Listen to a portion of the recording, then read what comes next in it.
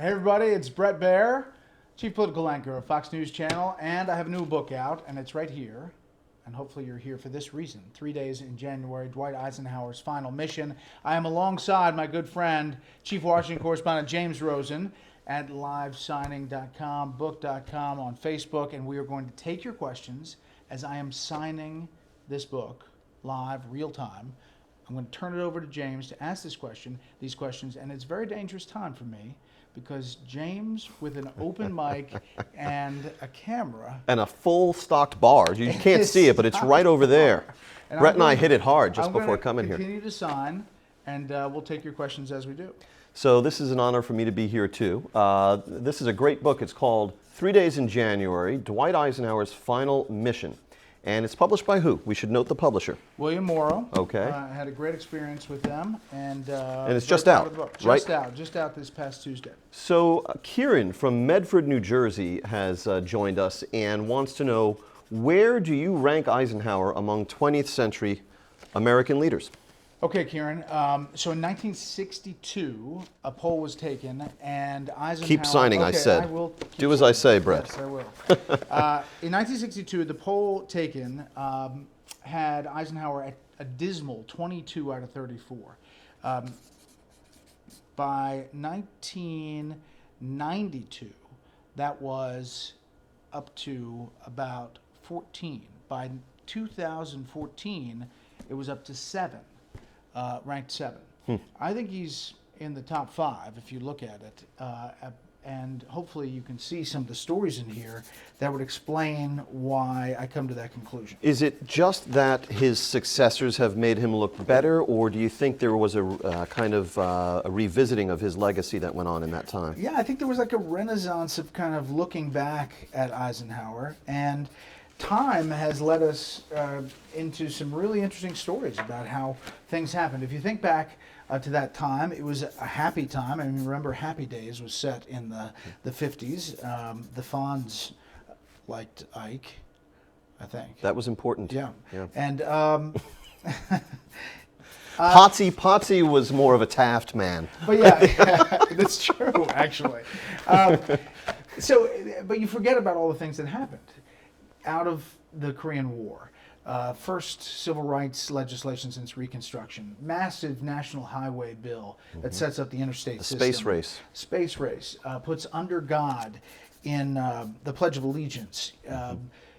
In God We Trust on our currency and is our national motto. The first national prayer breakfast comes because of Eisenhower. You have essentially peace after the Korean War. No soldier, not a single soldier, was killed in combat. He had covert operations that happened, but as far as public combat under Eisenhower the rest of his term. He kept the peace, and of course was our supreme Allied commander in World War II. And so he approached all of this from a position of strength. Joseph from New Rochelle, New York, writes in, "Dear James, Charles and I appreciate you watching us every night. Enjoy the book and hope all is well." I have to give up that habit of watching Joseph and Charles at night. All right, a freshman at Getty. How many times have I gone into your office and found me watching Charles and Joseph in New Rochelle? Yeah. A freshman at Gettysburg College trying to decide a path forward. Advice on a career choice by choosing the right majors. Any thoughts you might have? So I've always been an advocate of liberal arts educations because as journalists you have to be an instant expert on a topic as we cover them. I was a political science and English major, double major at DePaul, and so I think the more that you can learn about varied subjects, the better. As someone who had a dual major in English Lit, were you required? Comp. Oh, tell me, what does that mean? English composition. Composition, okay. Not actually Gotcha, literature. okay. I had to take literature classes, but composition. So you didn't have to write a senior thesis? No. I was going to say, does that lie buried in some vault somewhere where it can be dredged up to embarrass you now? No, but more embarrassing are the first tapes of my TV. Your on-air stuff. On-air stuff. I was the first anchor at DePaul University for a show called what was it called? Extra Edition. I mean, like a horrible name, and then the video was worse. There are those people out there who believe that Bret Baier's peak work was on Extra Edition, and it just sort of went downhill from there. About 5 viewers in Terre Haute. Let's take this question from William in Alexandria, Virginia. 5 viewers in Terre Haute. When did you come up with the idea for this book? William in Alexandria wants to know. The timing of its release is appropriate, but you couldn't have known how appropriate at the time of the book's inception. That's a very thoughtful question. That is a great question. So I had the inspiration. It's in the first chapter of the book. I'm a golfer, and I had the holy grail of golf invites to go to Augusta National. And I stayed at the Eisenhower cabin. So I'm all jacked up. I can't go to bed. Wait a minute. What does all jacked up mean? Was Just that a go mix with of it. barbiturates? And, No, just go with it. I'm okay, all excited all right. about the round the next day. And I pour myself a glass of wine or two and walk around the Eisenhower cabin, and I'm just struck by the fact that I cover politics, and I really don't know that much about the presidency of Dwight Eisenhower. So I vowed to go to the Eisenhower Library. Just to tell you how excited I am, and I'm going to keep And here, by the way, is a picture of Bret at the Eisenhower Library doing some of the archival research for this book. This is how much of a golf nerd I am about the Masters.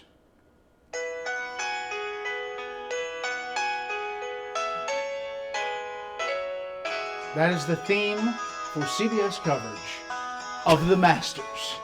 It is my ringtone for my phone. Wow. So I played this as I was driving down Magnolia Lane. We just lost 200 viewers. That's right. I was expecting when the little piano was playing, like a little trolley to come by, maybe a little. Okay, so you got the inspiration while golfing at Augusta, Georgia, and you stayed in the Eisenhower cabin. Yes, correct? yes. Yeah. So that was where the genesis was. Now, then I go out to the Eisenhower Library in Abilene, Kansas, and if you can't get there, you should try. It's an amazing place. The people out there are great. His boyhood home is there. And they told me that this particular juncture, this transition of power from Eisenhower to Kennedy, while there have been a lot of books written about Eisenhower, this had not been really exploited or mined. And then I went to the library section where the researchers are, and James knows this very well from his research on Nixon, and they brought out a gray cardboard box. It's called a Hollinger box. And, yes. see, I knew he would have the details. It's acid-free. Nice. Yes. I put on the white gloves that look like Mickey Mouse hands, and they pull out this plastic sheet, and out of the sheet comes the actual paper, and in my hands is the final farewell address that Dwight Eisenhower read that night in January 17th, 56 years ago tomorrow. And it had all the scribbles and edits and capitalizations and in Ike's own hand. In his hand, and what he was going to say and underline for emphasis. So it gave me goosebumps, and I thought, this is living history. If there's a way to breathe history into this moment and then look at his life, that was kind of what the thinking was. Now, you're going to love this. Donald from Berwyn, Pennsylvania writes, no question, just a comment. I had the honor of shaking the hand of General Eisenhower. In 1964, when he came to the dedication of our new elementary school, of course, the Dwight D. Eisenhower Elementary School, Neshaminy School District, PA. I hope I didn't butcher that too badly. He was a member of the Safety Patrol, Donald was. Did you speak with people who knew Eisenhower firsthand, who worked with him? How many of those people are left? There are remarkably a lot. And in fact, I just did a book signing down at Vero Beach. And a guy came up who was the Marine Corps guard who guarded Eisenhower. Then there was another person who, and I thanked him for his service and sacrifice, he was on the beach at Normandy. And, you know, there are not that many of those warriors left, and it was a real honor and privilege to talk to them. And for the hour documentary that we had last night, we went around and interviewed a lot of people who worked for and with Eisenhower. Who were some of those folks? Speech writers, Bob Kiev, Steve Hess. Steve Hess, we talked to, not for the documentary, but talked to him about the project. We talked to a number of folks, as well as historians, who weighed in on Eisenhower's legacy. And the fact that he was this kind of hidden hand his leadership style. That he was a steady hand on the till, but maybe wasn't as out there with all the accomplishments that he had. Rollin from Barrington, Illinois writes, I understand Barrington, that Mr. Baier has family ties to Barrington, Illinois. Could he do a conference-type presentation at Barrington's White House? Is there a White House in Barrington? There is. So what is that? Is that a restaurant or a betting parlor, a dog track? What is the White House? It's like a social get-together for the town of Barrington. My wife is from Barrington Hills, and her name happens to be Hills. Amy Hills Baier. Paul and Barbie Hills are my wonderful in-laws, who just, by the way, threw me a book party down in Naples, which is essentially Barrington South in the winter. So yeah, if I can arrange it in the schedule, yeah, I'd love to get up. Katie, Brett's very loyal, trusty assistant and web producer, who is pulling her hair out with the calendar right now, i.e. the glue of Brett's life, is feverishly making notes about a conference. Just so you see, signature, date, a lovely enjoy. Added bonus of enjoy. All the folks who are watching through BretBook.com and LiveSigning.com and through Facebook know how to get yourself one of these. How fun was it writing the book as well as creating the TV special aired on Fox, asks Garrett of Clearwater, Florida. It was a lot of fun because I felt like this was going to introduce Eisenhower to a whole new generation. And that was really part of the purpose. The dedication to this book reads, to our sons, Paul and Daniel, and their generation, please allow history to inform your decisions in the future.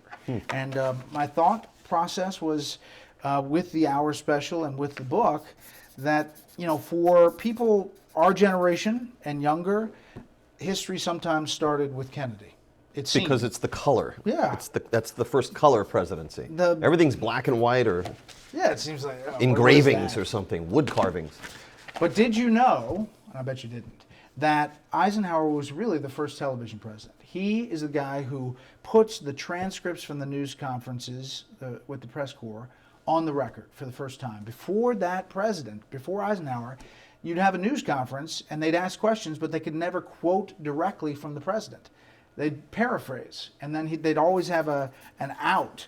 They'd say, oh, he didn't say it like that. Of course, back in that time, you could actually, as a reporter covering the White House, probably have a drink or a cigar with the president. Yeah, once in a while, you know, just as opposed to today. So then he puts the transcripts on the record. Then he says, you know what, you can record them in the radio and TV. And then he has the first live news conference where America sees their president interacting with the press corps, and he is the first broadcast of a news conference ever. And one of those, I think, made a big difference in the 1960 campaign when the reporters could be televised to American homes asking President Eisenhower to name one big decision that Vice President Nixon, who was then running for president against JFK, had participated in or had contributed to. And Eisenhower's, give me a week and I'll think of one. And he really regretted that answer. He really regretted it because all of the writing that there was this major tension between Eisenhower and Nixon. From the Eisenhower point of view, there wasn't. He respected Nixon tremendously on foreign policy front. He offered Nixon, he brought him in and said, Dick, I know you want to run for president. Maybe you want to own an issue and run as a cabinet secretary and have a victory on a policy issue to run for. And Nixon found that unappealing. I mean, would you do it? Would you go from vice president to secretary of agriculture? No. But he found it sinister in some way. Nixon found it. He thought he was being edged out. He thought he was being dumped. I think he was probably right about that. Now, Deborah from Brunswick, Georgia wants to know, I am so thankful for this book. I met Ike in Atlanta as a young girl. Will you write about another president? Maybe. So if there were another president you'd be attracted to write about, who would that be? Do you know? I mean, you're just off the cusp of doing this. I understand. Yeah, no, but I am thinking about it. And I think this structure lends itself to looking at a number of events. So 3 days in May. 3 days in October, and to look at the soda straw of an event in a presidency and then jump back to the big 30,000-foot view of that president. I would think Reagan lends himself to that. Maybe Reykjavik, maybe the speech he gives in Moscow. I don't know yet, but I'm thinking about it. And I, as a high school senior, as the student council president in Marist, went to the Rose Garden as our school was honored in one of the nation's top schools, and I represented the school. And with President Reagan, I stood there, and they had an education event. So you in 1988. Where was that? At the school, you said? No, at the Rose Garden. At the Rose Garden. Wow. So there's footage of you next to. Have you obtained it? Have you? Yes. And Katie, why have we not seen this? Why is it not his picture. Twitter Avi pic? There's a picture, and there's so while we were there for this education event, Reagan, honors the schools, and at the time, Bork was up for Supreme Court, and he was obviously getting hammered, Robert Bork, and the event had just finished, and President Reagan goes to leave, and Sam Donaldson with ABC yells out a question to Reagan. Well, this made me so mad that I went back to Marist in Atlanta, and I wrote an op-ed. I was with the paper, but I wrote an editorial that said... You were how old at this time? 18. Mm-hmm. And I said, how dare Sam Donaldson yell questions at this education event that was meant to honor these schools? How dare he? He can have his own time. Now, fast forward, when I'm covering George W. Bush in the Rose Garden as chief White House correspondent, and I yelled questions to George W. Bush. Without fear or favor for the students who were looking on. So times change. But my point is that there's a connection to those moments. So the book is called 3 Days in January, Dwight Eisenhower's Final Mission. It's published by William Morrow. And I know Bret appreciates all the people who have gone on to bretbook.com and LiveSigning.com and Facebook to purchase their copies, get them signed, and to watch us here. The book's co-author is Catherine Whitney. Why don't we just say a word about Catherine Whitney? Fantastic. I started writing this book and went to the library several times, realized that I could not handle this during an election year by myself. She's written dozens and dozens of books, and really, I could not have gotten across the finish line without Catherine. We worked with a researcher, I should mention, Sidney Soderberg, who is the former mayor of Salina, Kansas, the next town over from Abilene. And just a dynamo, and like Kansas spirit welcomed us every time, but loves getting the nuggets, the stuff that you couldn't find. So in here, we have oral histories that had never been tapped, Eisenhower speaking about this time that had never been heard, interviews with people that were just lost to history. Lost. Yeah. And letters, and you know your way around presidential libraries. It's like you find these gems. I found I could go there and stay there forever. I just was loving all the things you find and the things you stumble on. It's like when you look up old newspapers and you're doing it for some purpose, but then you find yourself getting sidetracked to the movie section and the sports section, exactly. The comics. There is quite a bit of material in 3 Days in January that is previously unpublished, archival material from the Eisenhower Library, actual documents, right? Yes. And tell our viewers a little bit about those documents. Well, and they range the gamut. This is not like a history book, like where you're going to slug through the moments of, it's not tough reading. It is in narrative form, but it is all backed up in the back here with notes from the specific moments. And it's one of the largest note sections, other than a James Rosen book, that I've seen in quite some time. By the way, you mentioned how nice of me to segue. A James Rosen book. I have one right here. Looky, as it were.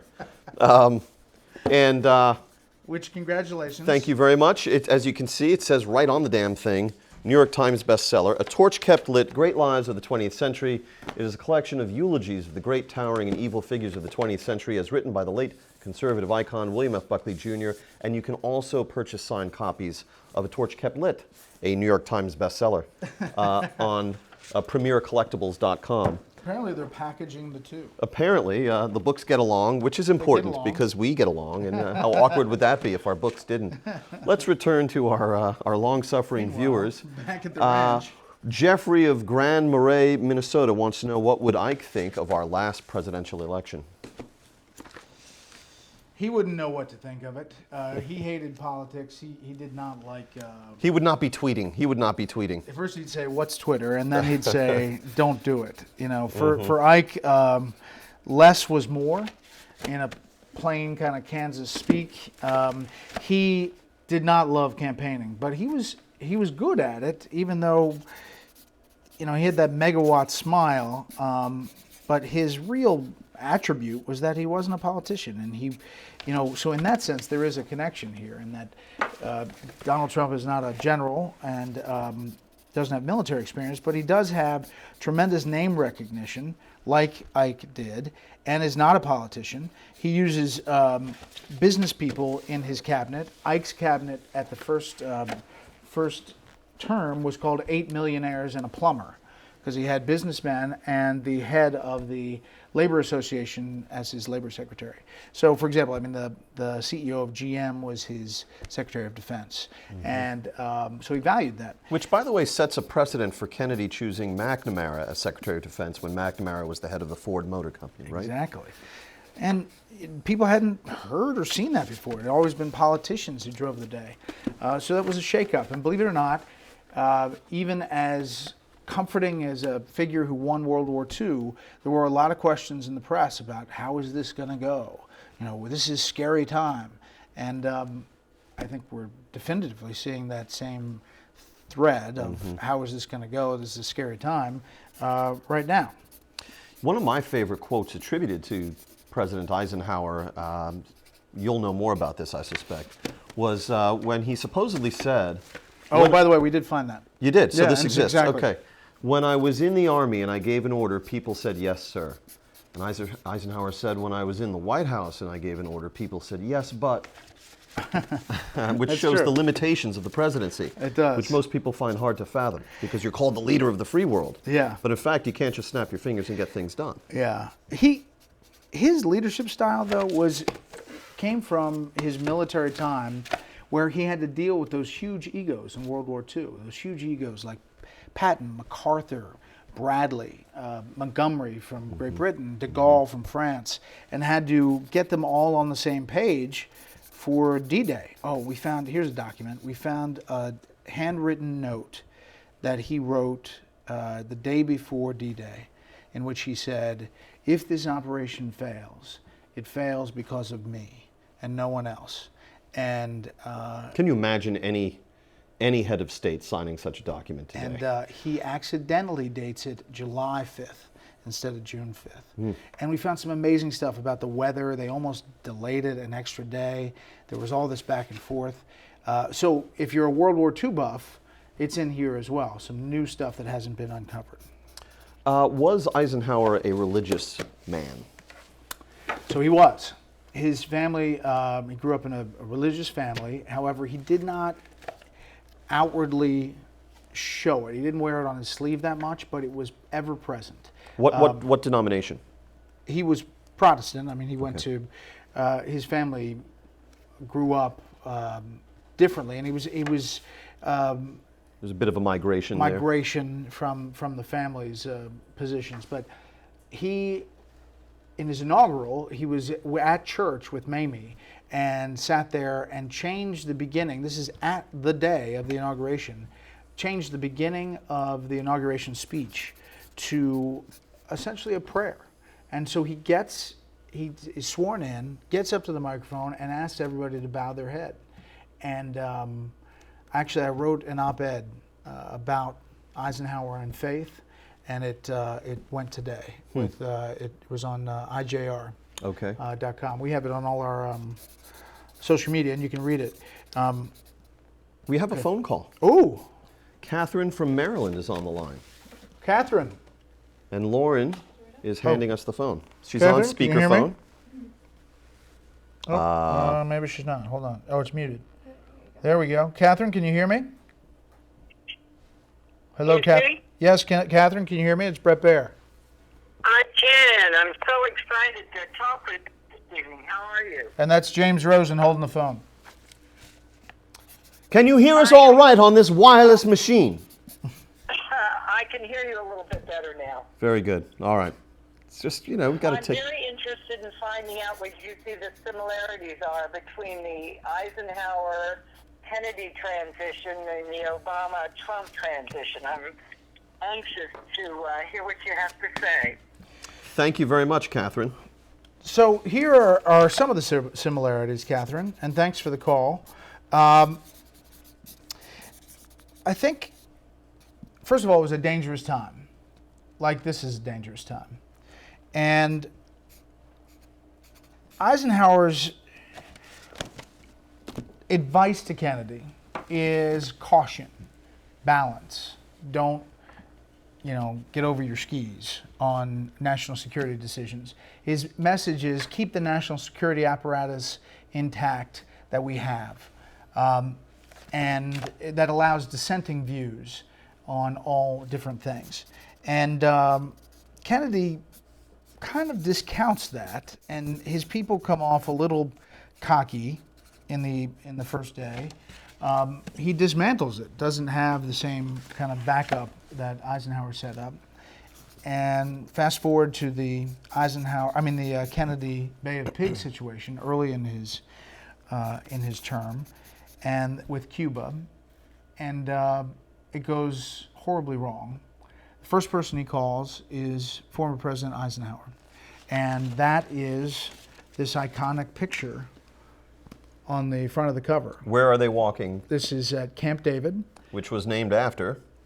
Grandson of Eisenhower. David his Eisenhower. son and grandson, David Eisenhower. So Camp David, Kennedy calls Eisenhower there.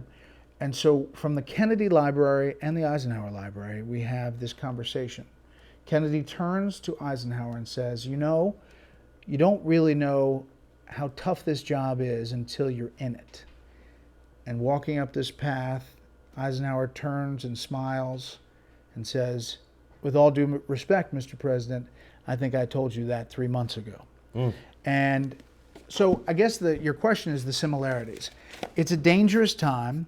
I think President Obama has been committed to a smooth transition, and that transition process was set up in 1961 with Eisenhower. The logistics really got ironed out under George W. Bush. But the other similarity is that the nation was ready for change, and it was ready for something different. And I think that Trump obviously offers that. I think Eisenhower would counsel Trump to be more cautious with his statements, and in his national security decisions, we have yet to know how he's going to react. But he would argue for those dissenting views that Kennedy decided not to. One of Kennedy's campaign slogans was a promise to get America moving again. And of course, that bears a direct similarity with Donald Trump's Make America Great Again. Larry from Ketchikan, Alaska. Ketchikan. Where I have visited. No. Yes. Did you catch a can? That's not appreciated there. Oh, sorry. No, they don't like that. All right. Take it back. All right. I meant like a can of tuna or a can of something. Not surprisingly, Larry is concerned about Russia since they're so close by. How difficult was it to research Nikita, meaning Khrushchev, or the Russians, asks Larry. It was interesting because for the hour we talked to Khrushchev's grandson, who is here in the U.S. Where? Whereabouts does he live? Maryland. Okay. And he has, at least that's where we did the interview. He's been a number of different places. He was tremendously valuable, but for most of the research on the book and how Eisenhower dealt with the Russians, it came from the oral histories and the documents at the library. I should point out that we spent time at the Eisenhower Library, the most time obviously there, but also at the Truman Library and the Kennedy Library, and some of the Bay of Pigs behind the scenes and all of those about the failure that it ended up being, the operation, actually came from the Kennedy folks and oral history. And as you look back and how they've described it, that's not exactly how it would be. Let's talk a little bit about, as those of you who are watching on BretBook.com and LiveSigning.com and through Facebook already know, the people who appear on the back cover of this book with words of praise. David Eisenhower, who of course is the grandson of Dwight Eisenhower, but himself a revered scholar of American history. Tom Brokaw, author of The Greatest Generation and well known to consumers of TV news. Clarence Page, who's a Pulitzer Prize-winning syndicated columnist for the Chicago Tribune, and Michael Beschloss, who has written extensively on Kennedy and Eisenhower as a first-rate presidential historian. That's not a shabby list of folks you got there. Yeah. It all argues for maybe making a gift item of the book as well. Now let's turn to a question posed by a name I don't have here anymore, but Is it on the bottom? the question is to either or both Mr. Rosen and Mr. Baier, so I'll take this one. Okay, go ahead. As two of the most respected journalists in politics. Wait a second, this is from you. Oh, wait, yeah. Oh, sorry. Damn. James. All right, let's skip that one. No. How would you compare the last 8 years of covering the White House to those of your predecessors during President Eisenhower's era? There really is no comparison, is there? No, there's no comparison. It's a matter of speed. It's a matter of traffic. Technology, but access. The question is always about access, and that actually comes up now more than ever as the Trump incoming administration is talking about moving the briefings over to the old executive office building next door to the White House. Right now, they're in the White House briefing room, which used to be the swimming pool. So there's concern in the press corps that that's going to diminish our access. and that once they move out, they're never coming back. I covered George W. Bush when there was a renovation at the White House, and they moved the press room out down the street. Was it Jackson Place? Yeah, Jackson Place. Yeah, right. And the same things were said. We're never going back. And On this notion of access, on the one hand, the reporters of Eisenhower's era could have a drink with the president, or smoke a cigar, or actually encounter him walking around in the White House. They weren't so restricted. But by the same token, the president at that time did far fewer public events. As you noted, Eisenhower was the first to even allow the transcripts of his press conferences to be published. Right, he was the first to allow the news cameras in. Today, a reporter covering the White House may not have that direct access to the president anymore, but the American people have a lot more access, don't they, through electronic media, correct? Yeah, social they media. see and hear from them a lot more than they did. the Obama administration did that more than the previous, a lot more, going over the heads of the press corps to the American people in social media. And guess what?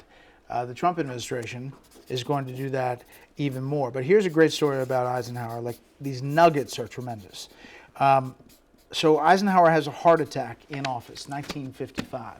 And there's a lot of question whether he's going to run for president again. He makes that decision. But as this is all happening and all the speculation, reporters are asking all kinds of questions, Eisenhower tells Jim Haggerty, his press secretary, Jim, make sure they have everything they need. Be completely transparent with the health records. I want it all out there. And then we find this letter 1 week later, a note, and it's in Eisenhower's handwriting. Dear Jim, thank you so much. Transparency is working. I would prefer not to have the bowel movements every day listed in the report. So Ike had his limits for transparency. Yeah. I think that's fairly reasonable. Hugh from Newport Richey, Florida wants to know, do you think that the country is headed for a better future? I think that's a very subjective question, but I will say this. If you look at companies, if you look at Wall Street, there is a lot of optimism, at least in the short term. There's a lot of projected growth in a lot of different industries that they are thinking that there's going to be a boom because of some of the policies of the incoming administration. We don't know that that's going to be the case, but there is an optimism on Wall Street on that front. But I think it's very Hugh subjective. from Newport Richey, Florida didn't ask, is Wall Street excited? No, I understand. A better Do future. you think that the country is headed? He's asking for your opinion. Do you Or think yours. the country? No, I'm the humble moderator here, so I No, I have a inherent optimism about the country, and I think that no matter who is the president, that there is a striving always for better, and that it doesn't lie with one man or one woman, that it lies in the spirit and heart of Americans. And I think that that is something that Eisenhower tapped into all the time. He used to meet with troops as a general, and he would say about the size of the army that it was very impressive, but it was never the size of the dog in the fight. It was always the size of the fight in the dog. Mm-hmm. And I guess the answer to the question is I have inherent optimism that we're always going to have a better future. Vicky W. from Burleson, Texas writes, I greatly respect you, Bret, with 2 exclamation marks. That poor deluded girl. We'll have to straighten her out somehow. Dissuade her of that. Someone writes without their name attached to it, how did you get your start at Fox? Good question. I bounced around small market TV. I was in, oh, this is good. I'll be the judge of how good it is. This Just is tell good. the story. All right, so I left college. I wrote for CNN. I wrote for Another Bernard network. Shaw. Basically, I wrote the trivia question. Was not a big writer for Inside Politics, but then I got my first on-air job at WJWJ in Beaufort, South Carolina. I was the Low Country bureau chief. Basically a one-man band covering loggerhead sea turtle nesting and what color the azaleas were going to be in the median. And then I went to Rockford, Illinois, WREX-TV, Yes. then an NBC affiliate. And I was there 11 months, 3 weeks, and 2 days. Loved Rockford. Who remembers? Yeah. When I left, a certain Cub reporter took my job. Yes, in the summer of 1996 at WREX-TV, then an NBC affiliate in Rockford, Illinois. It was 3 days a week reporter and weekend anchor job, and it was my first on-air TV job. I was fresh out of the Medill School of Journalism, and everyone told me there, oh man, you got big shoes to fill. I said, why is that? Well, the guy before you had this job was good looking, all the women in town loved him, and he was smart, and he was athletic, and he was funny, and he was talented, he could play the piano. I was like, really? Who was this Renaissance Lothario figure? And I went back and looked it up on the tapes, and it was one Bret Baier. Isn't that a small world? That is a small world. And aren't you world. mystified by those comments, as I remain to this day, Yeah. 20 years after the fact? But, I I took the job that Bret Baier had just vacated. That's pretty amazing. That's how long we know each other. Fox didn't exist yet. No. So then I go to WRAL, a CBS affiliate in Raleigh, tremendous affiliate. And I'm there, I do some reporting and anchoring. And then I start with this startup, Fox News Channel. Soon after it started, I think I was hired at the end of 97, started in 98. What was the entree like? How did you get connected with Fox in the very beginning?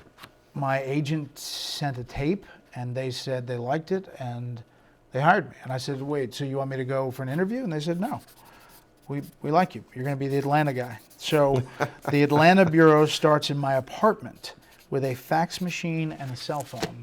Where is that fax machine today? Is it at the museum? But the cell phone is like a bread basket. Hello? Hello. And I bounced around Southeast, South, and Central America for 4.5 years. Hurricanes and storms. Elian Gonzalez went to Cuba and all over Latin and Central America. Then to the Pentagon, then Pentagon the White House. for 6.5 years, White House for 4.5 years, and then I then take the anchor over chair. for Britt Hume January 5th, 2009. So that is, it's 8 years already. Wow, I remember when you were a young man. I do. So James from Port Jefferson has a question about 3 days in January, Dwight Eisenhower's final mission, Bret's brand new best-selling book, which he's signing copies of right now here on LiveSigning.com and on BretBook.com, and also through PremierCollectibles.com and Facebook. And James from Port Jefferson Station in New York wants to know, do you think President Eisenhower contributed to the progress of civil rights? Absolutely.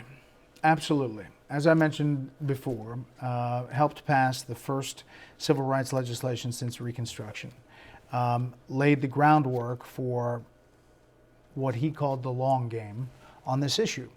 The biggest thing he did was not the public thing about the legislation or his action At Little Rock. At Little Rock. and the federal the National Guard and the troops that had to go in and escort African American students at kids Central High School, to right? the school. Little Rock. The biggest thing he did was put judges in place and justices that were anti-segregation. And he laid the groundwork for what then would be the baton being picked up by Kennedy and obviously Johnson. But it was the long game, and he doesn't get a lot of credit on that front. But I think if our documents and oral histories are accurate, and I think they are, it was his will and wish that situation change. Probably, I have to imagine that Eisenhower's view on civil rights and integration was informed by his military service when he would have seen African American soldiers fighting and dying with great bravery alongside white soldiers, right? Yeah, and there's a great story about him as a football player in Abilene with an African American who gets hurt, and he sides with him in this big dust up. There are many examples of not only him in military but throughout his life where he makes those choices. Bret, you're an American patriot, writes Madakarnan from Key Biscayne. You make all of us who watch you proud. Let's see. Thank you, sir. It is refreshing to see someone research and produce a layperson's history of such an important transition as your new book does. Is there I guess another... that's the point, is that, it's readable. How, by the way, your book is very readable. Thank you. A Torch Kept Lit. The James funny part Jones. about it is that it's right here. Right here. And look, it says A New York Times bestseller. I'm not one of those people whose loathing for the New York Times is such that I'm unwilling to put it on my book. Sure, I'll put it right on. I don't have any loathing for the New York Times personally. I love the New York Times. But it is, and my point was that it's readable, and this is very readable. I mean, people have told me that it's a page turner, that they kind of finish it like this, that you could read it on the beach. It's not a slog to get through, I guess. There are some works of history that are very sound and very necessary and laudable in a lot of ways, but not easy to read, and this is not that kind of book. Gentlemen, if you had a choice to join the military, which branch and why? Thank you, Staff Sergeant Gregory Dean Iceman White, U.S. Army retired. First of all, Sergeant White, thank you for your service. Yeah. That's an interesting question. That's a great question. I feel uncomfortable even answering it because to suggest which branch of the military I might join if I could kind of reeks of stolen valor to begin with. I didn't join the military. I was blessed to grow up in a time when there wasn't a draft. I would watch as a young man these films from the Vietnam War where people were up to their knees in rivers where you knew there was dangerous snakes, and I just couldn't believe that anyone would serve under those conditions, and so I was considered very fortunate that I didn't have to. Yeah, and I think it's the same way. I mean, I covered the Pentagon for 6.5 years. I traveled to 74 countries over my time at the Pentagon, at the White House. And, I was embedded with special forces along the Afghan-Pakistan border for some stories. And the appreciation that I got of not only the people who were in the field, but also their families back home, I don't think we could choose a branch. But quickly, one of those times I was in Afghanistan, along the border, Skype had just started. And we come back to the forward operating base, and I'm filing a story for Fox on my computer, and next to me is a soldier who's meeting his baby boy for the first time over the computer. And I'm kind of like right next to him. And so he's crying, she's crying, the baby's crying, I'm filing my story crying, and you realize when you're out there, I mean, that was one of the most amazing things about the embed program back at the beginning of the war, was that I think it opened the eyes of a lot of reporters. To the real nature of sacrifice. Yeah, of sacrifice, not only for them, but for their families back home. Do you think your children will follow in your footsteps in regards to working in national politics and journalism? Only if they've been very, very bad. Yeah, exactly. and are to be accordingly punished. No, I think I don't know. Daniel, my 6-year-old, says he wants to be a professional hockey player, which is interesting. And Paul says he wants to be a businessman. He wants to, so he's got his eye on the dollar signs, I think. That's the only reason he's not watching right now is he's playing the market Yeah, somewhere. exactly. Right? He's somewhere. day trading. What about your children?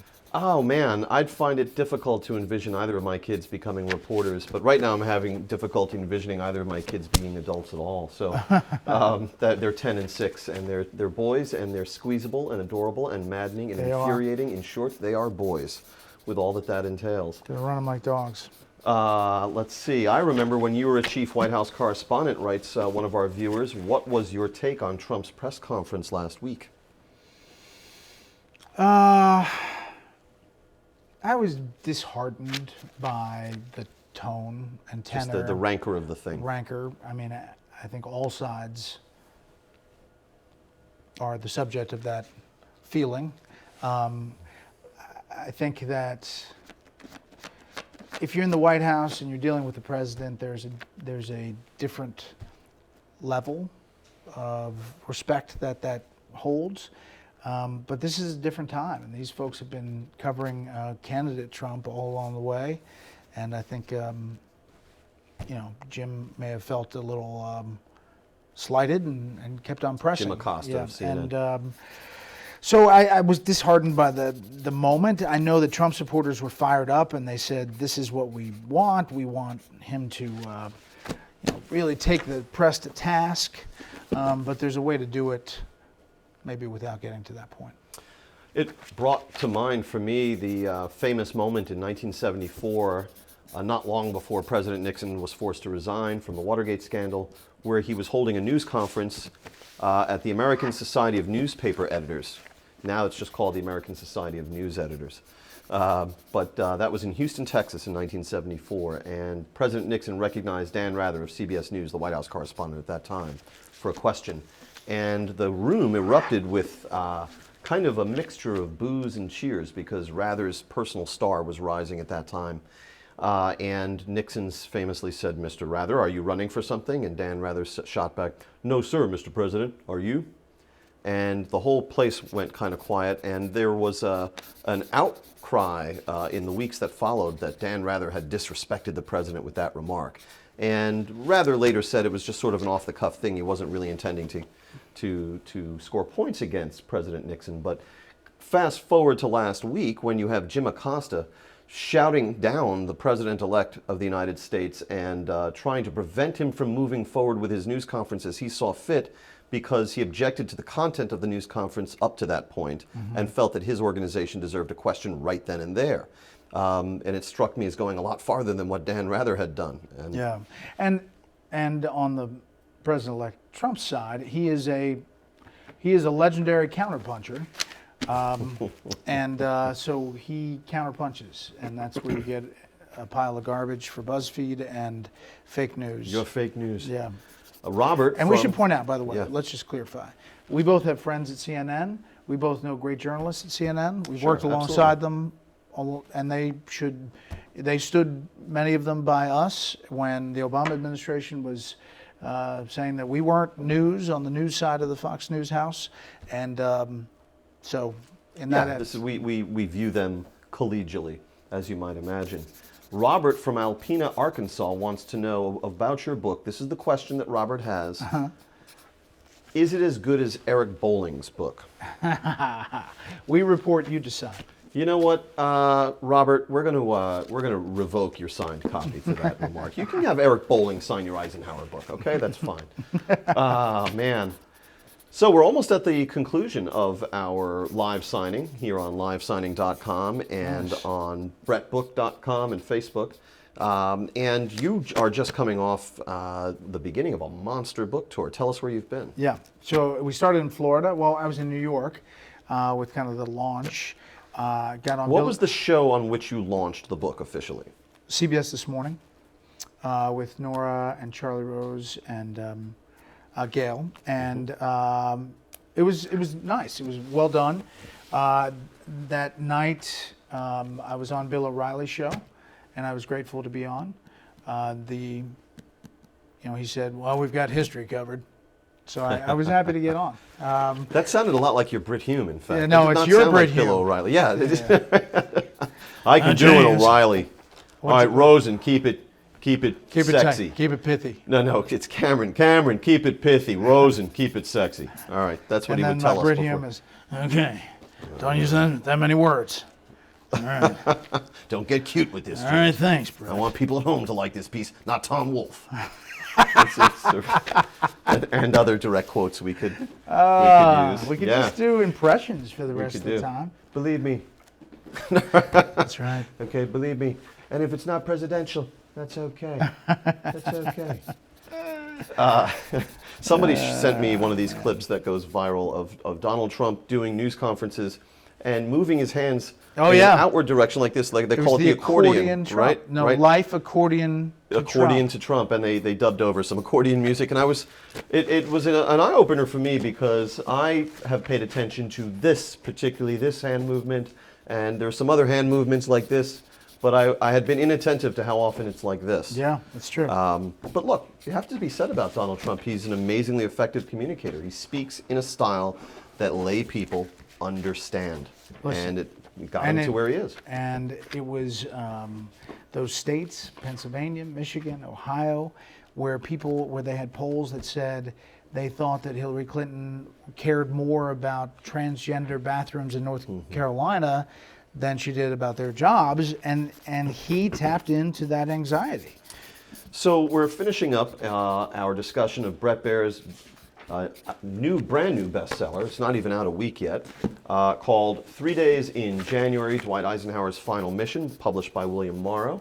And one becomes so attached to one's subject when one is researching a book and writing a book like this.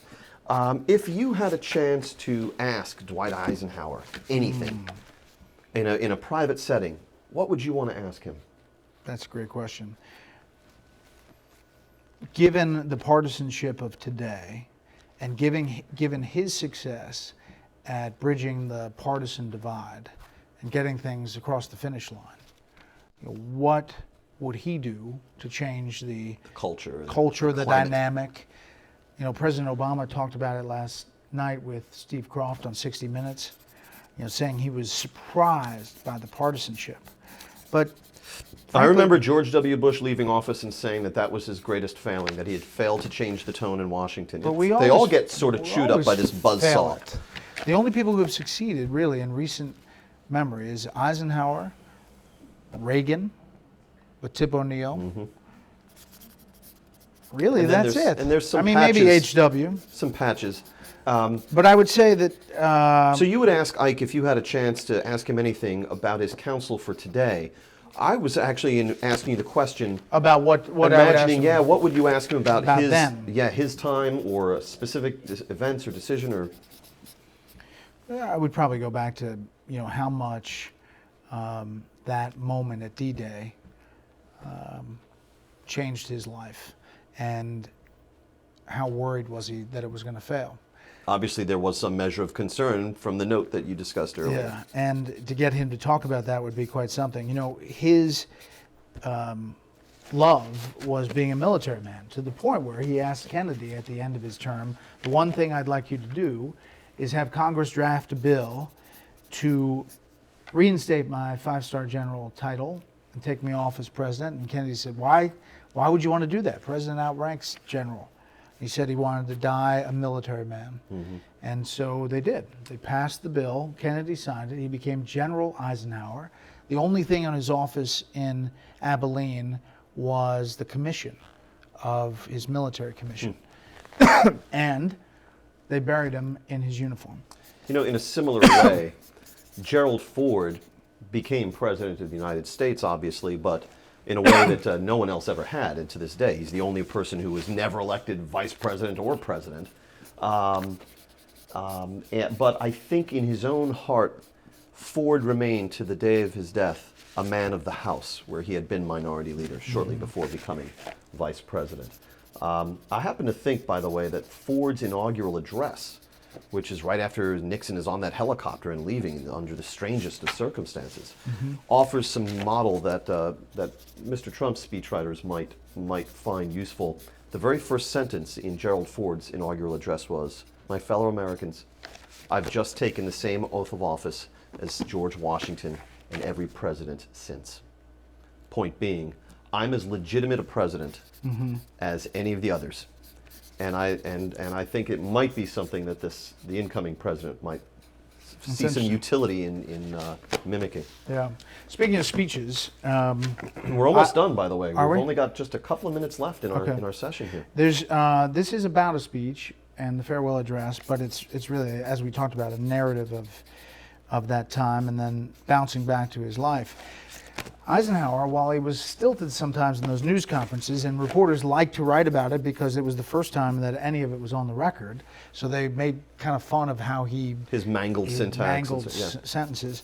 He was a brilliant speech writer and editor. He actually, as colonel, was MacArthur's speechwriter I didn't know in the military.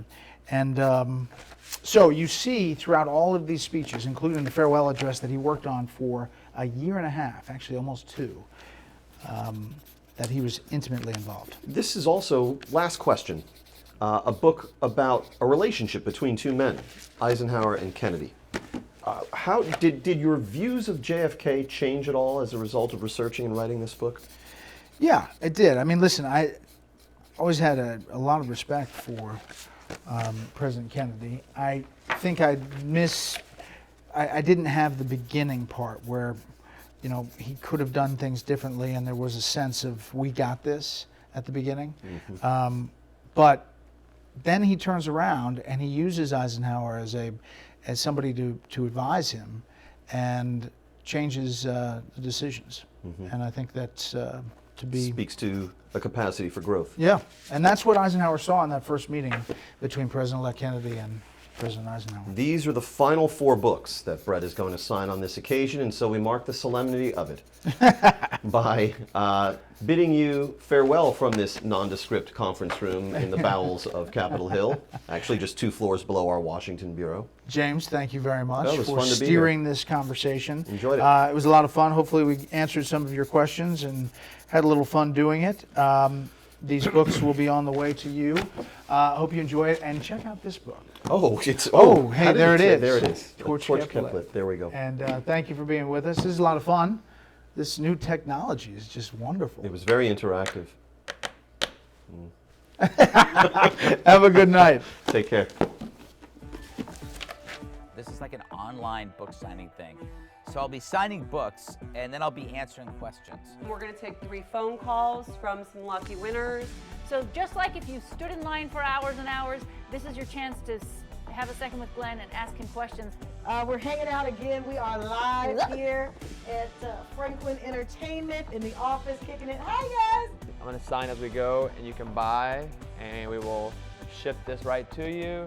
And we're also answering questions. Do you have any questions over there? How does one get on The Bachelor? As a seasoned comedian, do you ever completely bomb anymore? And if so, how do you deal? Oh, I have the best bombing story. What's the most satisfying snack to eat while wearing sweatpants? Have you girls ever thought about writing a book all together about your teen mom journey? What inspired you to write about the things you write about in this book? What is it like partnering with your sister on a business? What's the most amusing question you got as press secretary? Sean from California, you're live. I would love to know what your favorite story that you covered for Inside Edition is. I'm wondering, what do you do for you personally to recharge and refresh yourself? I wanted to know what it was like seeing the stash plan for the first time when it was like a book and you had a copy of it. I think I started crying, actually. You did. You got emotional. I had like pure happiness. It was a wonderful moment. This is great. I hope I get his voicemail. I think this is actually the wrong number. But anyway, I was looking to buy a used Vespa. It was on Craigslist. It was a purple 1973 Vespa. It was missing the seat. Awesome. Thank you, Mr. Trump. You just made my year. So thank you guys so much for being here. Enjoy the rest of your days. I hope all of you that asked so many questions get some sleep. Good night, everybody. We'll see you tomorrow night. Thanks for tuning in, you guys. Bye. Bye. Bye. Thank you for watching, folks. Thank you, everyone. LiveSigning.com. Thank you so much for watching. Until next time. I believe this is as close to a hard wrap as I'll ever get, and this is as close to doing home shopping as I'll ever be. Goodbye, everybody. Thanks for coming. I'm going to go get drunk. Is that how we end it? I spilled water. I'm losing my voice. Mwah. Are we selling books, by the way? Good.